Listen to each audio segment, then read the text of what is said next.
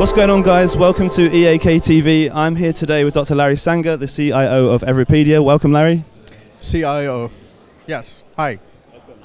Cool, Larry. So obviously this is the first Delta Summit here today. How excited are you for the following next 2 days?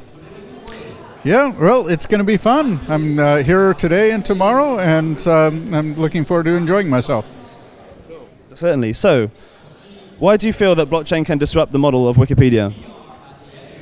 Well, I think it'll do so in a couple of different ways. First of all, by tokenizing the actual writing of articles, we give people a new sort of incentive to contribute to the world's knowledge.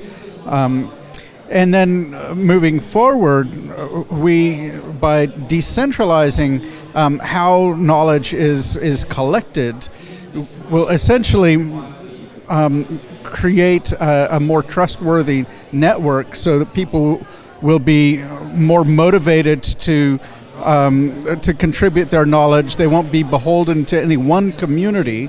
It will also make it easier for people to rate articles, and we want to create a system where all the articles in all the encyclopedia articles in the world, not just those on Everipedia.org, are rated and then ranked. And so it's a pretty, to me, exciting vision, and I think it will ultimately.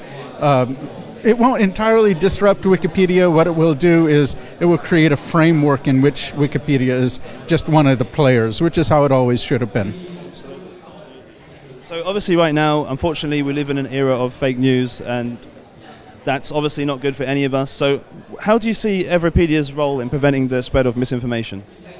So I think the way that Wikipedia is going to prevent the spread of misinformation, it isn't going to do that directly, obviously, but it will create essentially backgrounders in much the same way that Wikipedia does, but we'll have competing different versions.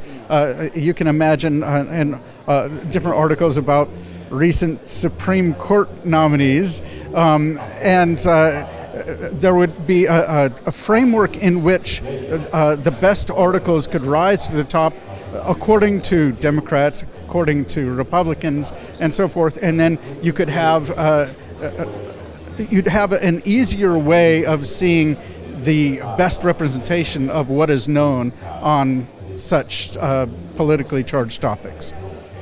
Okay, interesting. So what do you think actually went wrong per se with Wikipedia, and how do you think blockchain is able to solve that?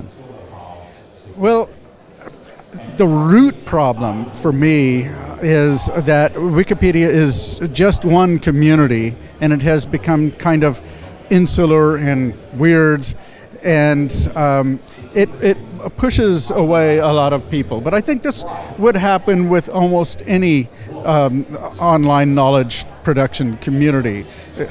People's views about editorial policy and just philosophical assumptions deeply color how they write and how they edit.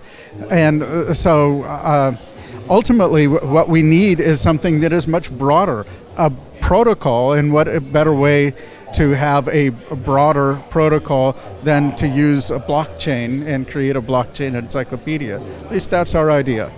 So, as we know, Malta's become one of the first nation to actually put in regulations for blockchain, and we're seeing lots of companies moving over to Malta now in the blockchain space. How important do you think Malta's role in the future of blockchain will be?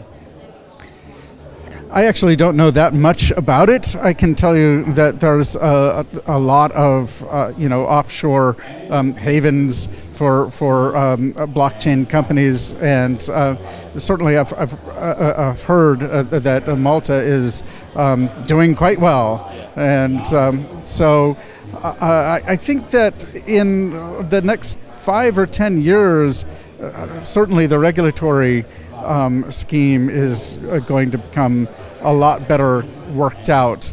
I think governments are going to be tackling those issues a lot in the next few years. And so the fact that Malta has taken the lead, and in a way that's attractive to blockchain companies is, well, it's a good thing. Absolutely. Okay, and do you have any opinions on the ways in which blockchain can enhance democracy? That's a huge question. Obviously, I think the thing that is kind of interesting to me are some of the ideas that I've heard about allowing people to essentially vote in blocks and organizing that sort of behavior via the blockchain. I don't know if that's actually a positive thing for democracy or negative, but one thing I do know is that when user accounts, as on EOS, the EOS network, for example, when they move to the blockchain so that we can have like one vote, one person, that is going to open up the door to all kinds of innovations in governance.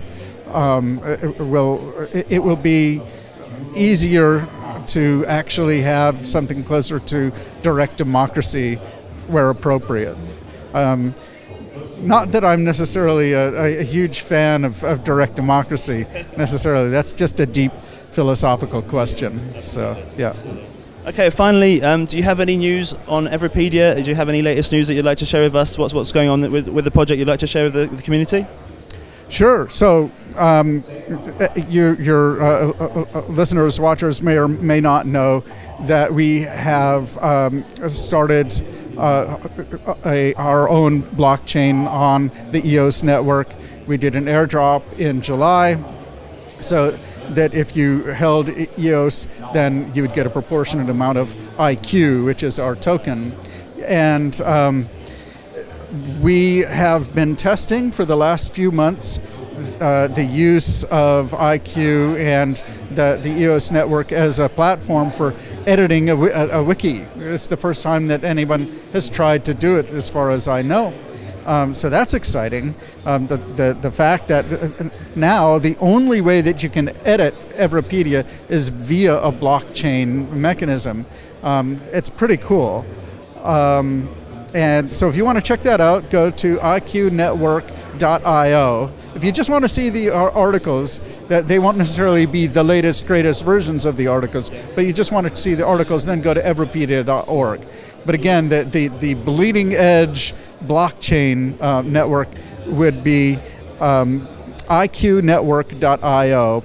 And if you want to discuss the latest, then go to the Everipedia Telegram group. So, yep. All right, Larry, thanks for talking to us today. Enjoy the rest of the event. That's EAK Digital TV.